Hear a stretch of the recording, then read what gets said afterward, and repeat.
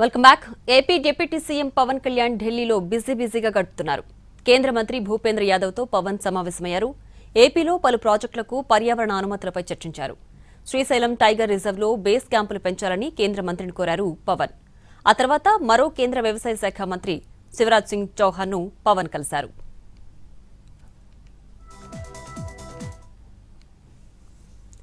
Srisailam tiger రిజర్వ్లో base క్యాంపులు పెంచాలని కేంద్ర మంత్రి భూపేంద్ర యాదవ్ను కోరామన్నారు పవన్ కళ్యాణ్. అలాగే ఏపీలోని పలు ప్రాజెక్టులకు పర్యావరణ అనుమతులపై ఆయనతో చర్చించినట్లు తెలిపారు.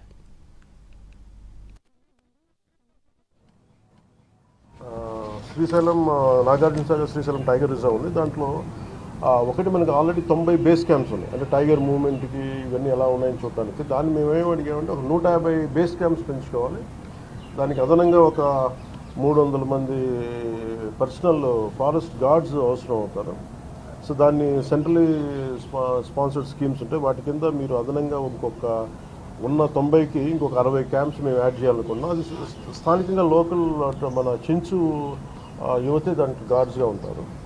వాళ్ళకి వితిన్ అక్కడ తిరగడానికి ఫారెస్ట్లో టు మానిటర్ టైగర్ మూవ్మెంట్ అంతా మన బైక్స్ కానీ లేదంటే డ్రై రేషన్ కానీ ఒక సంవత్సరం పాటు ఆ బేస్ క్యాంప్ రన్ చేయడానికి కావాల్సిన నిధులు కూడా ఇమ్మని రిక్వెస్ట్ చేసాం. దానికి వాళ్ళు కూడా చాలా వెంటనే దాన్ని